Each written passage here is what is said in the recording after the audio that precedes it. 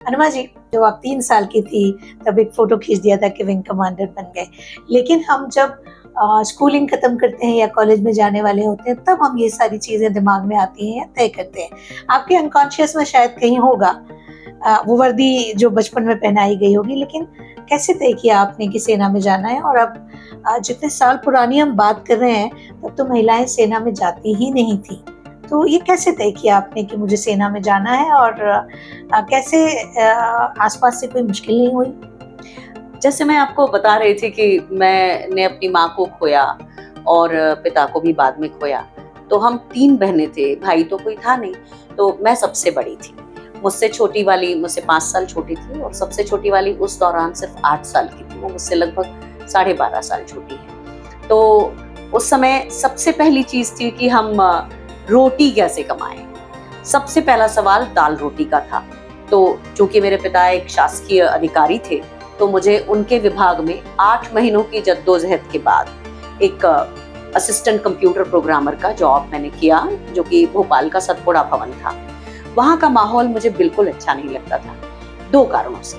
एक, मैं काफ़ी यंग थी, तो बहुत लोग मुझे सोचते थे कि इसे एक्सप्लॉइट किया जा सकता है और अभी तक तो ये हमारे अधिकारी की लड़की थी, अब तो ये हमारी कलीग है। तो एक तो उस तरह के नज़रिए से।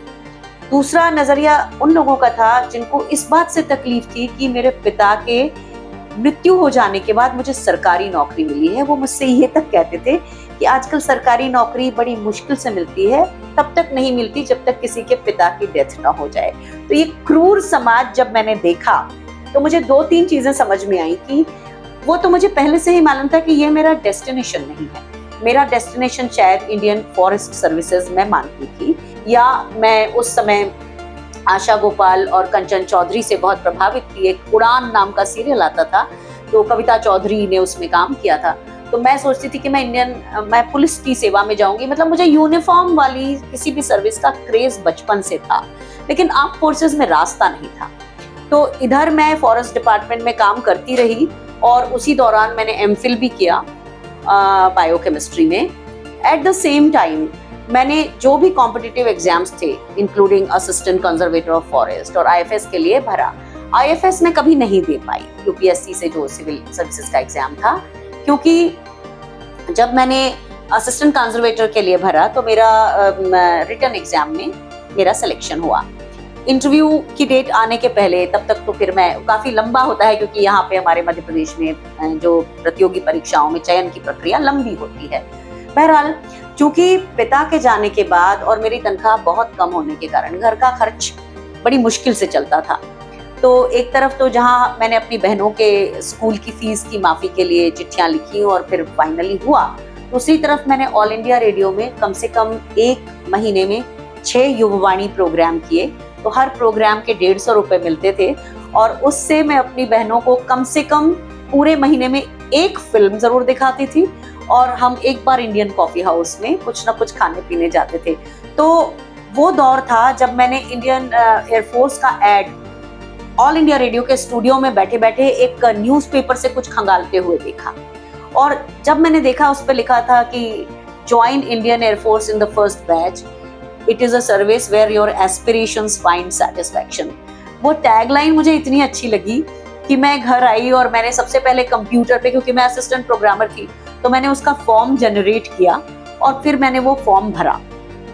मुझे ऐसा लगता था, क्योंकि मेरी सारी शिक्षा जो है वो अधिकांश, मैं समझ सकती हूँ, कह सकती हूँ कि 9 साल मैंने सरस्वती विद्या मंदिर में पढ़ाई की है, तो हिंदी माध्यम से हुई थी। और जो मैंने कॉलेज में पढ़ाई की थी वो जरूर, मतलब पीजी जो मैंने किया था, एमएससी, वो जरूर इंग्लिश मीडियम से थी। तो मुझे हमेशा एक संशय था कि मैं भाषा के ऊपर मेरा कंट्रोल नहीं है, मैं कमांड नहीं है, और क्या मैं इंडियन एयरफोर्स में सेलेक्ट हो पाऊंगी। लेकिन मेरे अंदर से एक आवाज थी कि नहीं, this is the place which is meant for you. तो मैंने रिनी साइमन, उस समय एक अच्छी अनाउंसर होती थी, उनके न्यूज चैनल को देखना, और वर्ल्ड दिस वीक तो हम देखते ही थे सारे के सारे जनरल नॉलेज के लिए। ये सारे प्रोग्राम्स दूरदर्शन के देखना शुरू किए, रिनी साइमन की तरफ बोलने की कोशिश की। अपनी बॉटनी, जोलॉजी और केमिस्ट्री की किताबों को मैंने उस तरह से पढ़ना शुरू किया जिससे हमारा जो डिक्शन का प्रॉब्लम होता है, खासतौर पे मध्य प्रदेश में होता है, कि हमारा जो फोनेटिक्स है वो बड़ा गड़बड़ होता है। ए को ए को ए बोलते हैं हम। तो उस सब को मैंने ठीक किया उस 1 महीने के दौरान, और लगातार उसमें मैंने प्रैक्टिस की बोलने की। और फिर मुझे ये लगा कि अगर ये मेरे अंदर दम है कि मैं अपनी बात कह सकती हूँ, तो ये इसमें मैं ज़रूर सेलेक्ट हो जाऊंगी। फिर उसका एग्ज़ाम लिखा, मेरा रिकमेंडेशन हुआ, लेकिन क्योंकि परिवार से कोई भी फौज में नहीं था, तो मैंने रिकमेंडेशन को अपना सिलेक्शन समझ लिया। और थोड़ा सा ऐंठ आ गई थी कि अब तो मैं इस बेकार ऑफिस में कभी नहीं जाऊंगी। देखिए, बेकार क्यों कह रही हूँ मैं, जिस ऑफिस ने मुझे उस समय दाल रोटी दी, मैं उसे बेकार नहीं कह सकती, लेकिन जो माहौल था वो मुझे बहुत डराता भी था, वहाँ का माहौल। तो मैंने वहाँ ऑफिस में आके बोला कि ये मैं आखिरी बार अपनी तनख्वाह ले रही हूँ, और क्योंकि प्रक्रिया तो जल्दी होती है आर्म फोर्सेस में। लेकिन कुछ दिनों के बाद मेरे पास एक चिट्ठी आई और उसमें लिखा था कि आपने बहुत अच्छा परफॉर्म किया, आपका रिकमेंडेशन भी हुआ था, लेकिन आपने फाइनल मेरिट लिस्ट में आपका नाम नहीं आया, तो आपको पूरी प्रक्रिया मतलब दोबारा एग्जाम पूरा देना होगा। तो पहली बार मैं जैसे आसमान से गिरी। मुझे तब समझ में आया कि जब तक कोई काम हो न जाए उसके बारे में कभी नहीं कहना चाहिए। और फिर जैसा कि था, एयरफोर्स का दोबारा से मैंने सब कुछ सारी प्रोसेस से गुजरी मैं, और फिर से क्लियर किया, फिर से रिकमेंडेशन हुआ। इस बार मैं बहुत चुप थी। इसके बाद मेरा मेडिकल का भी कॉल आया और उसके लिए हम दिल्ली आए। जब मेडिकल भी क्लियर कर लिया तो भी मैं चुप रही, क्योंकि कुछ दिनों के बाद जब मैंने फोन किया एयर हेडक्वार्टर में, तो उन्होंने कहा कि मैडम पहले वैकेंसीज 18 थी, अब 9 हो गई हैं और 8 हो गई हैं और आपका नंबर 9th है। तो फिर मैंने कहा ये दूसरी बार गड़बड़ हो गई। लेकिन इस बीच में पता नहीं क्या हुआ, एयर हेडक्वार्टर्स ने अपनी जो फाइल मिनिस्ट्री में भेजी थी उसमें वो अप्रूवल हो गया, और उसी सेकंड बैच में महिला लॉजिस्टिक्स अधिकारियों के पहले बैच में मेरा सिलेक्शन हुआ। हमारे आने तक, मतलब 1993 तक, भारतीय वायुसेना ने पायलट्स के बैचेस के लिए कोई ऐड नहीं दिया था। जब हमें लगभग 1 साल हो गया, तब पहली बार पायलट कोर्स के लिए महिला अधिकारियों को आमंत्रित किया गया, जो कि ट्रांसपोर्ट और हेलीकॉप्टर स्ट्रीम में गई। पहले ट्रांसपोर्ट में और उसके 1-2 साल के बाद हेलीकॉप्टर में। तो एयरफोर्स में आई जरूर मैं, लेकिन शुरुआती दौर में एक पायलट प्रोजेक्ट का हिस्सा बनी, जिसमें महिला अधिकारियों को लेके 5 साल तक का वो एक पायलट प्रोजेक्ट था। इस तरह से मैं एक बिल्कुल सिविल लाइफ से और बिल्कुल फौजी एनवायरनमेंट में आई।